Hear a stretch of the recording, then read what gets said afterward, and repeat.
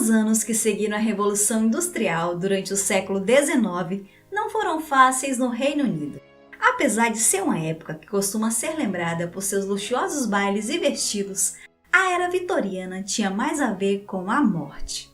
Apesar da população não parar de crescer e o país ser o mais poderoso do mundo, a expectativa de vida era baixíssima. Não passava dos 44 anos, mesmo nas classes mais abastadas.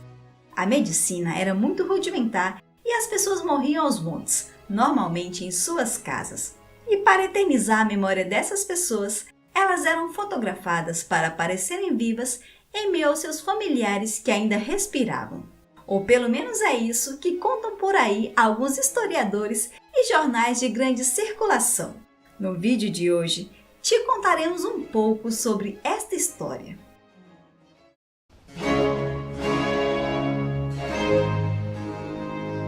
A vida vitoriana estava cercada pela morte. Estima-se que a cada 100 crianças, 57 faleciam antes de completar 5 anos. Epidemias de difteria, tifo e cólera assolavam a Inglaterra, e o luto permanente assumido pela Rainha Vitória em 1861, após a morte do marido, o príncipe Albert, só piorava o sentimento de luto. Com as altas taxas de mortalidade do século XIX, as fotografias dos mortos seriam as únicas recordações que as famílias teriam de seus entes queridos, as chamadas fotos post-mortem. A fotografia post-mortem evoluiu a partir dos chamados retratos póstumos, um tipo de pintura em que os europeus mais abastados retratavam membros falecidos de suas famílias, ao lado de uma série de símbolos, signos, cores e gestos associados à morte. Geralmente as crianças ou pessoas nessas pinturas podem parecer razoavelmente saudáveis, porém, a presença de um pássaro morto, um cordão cortado, um crânio, frutos ou flores caídas ou referências à Santíssima Trindade muitas vezes poderia sinalizar que o retratado estava em realidade morto. Essas pinturas serviam como lembranças de pessoas amadas e entes queridos que há muito se foram.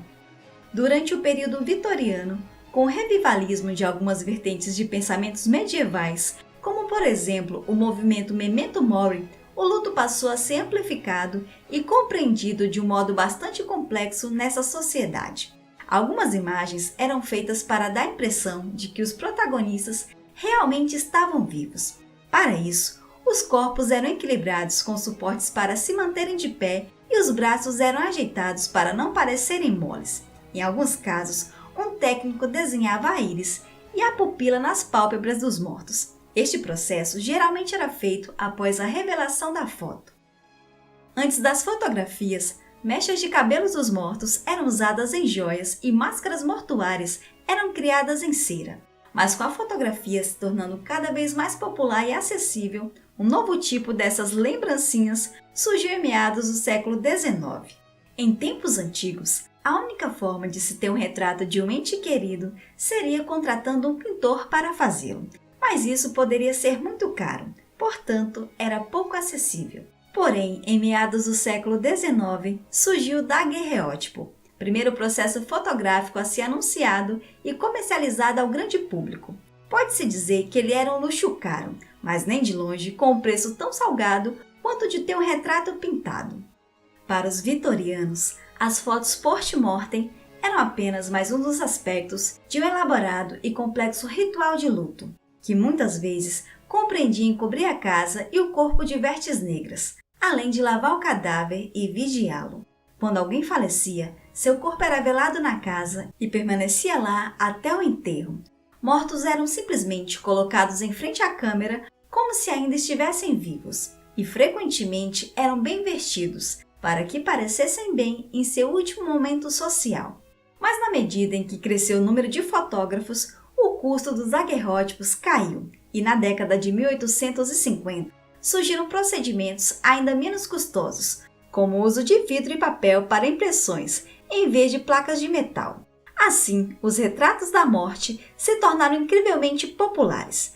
Para muitas famílias, era a primeira chance de tirar uma foto conjunta e, ao mesmo tempo, a última de ter uma lembrança de um ente querido.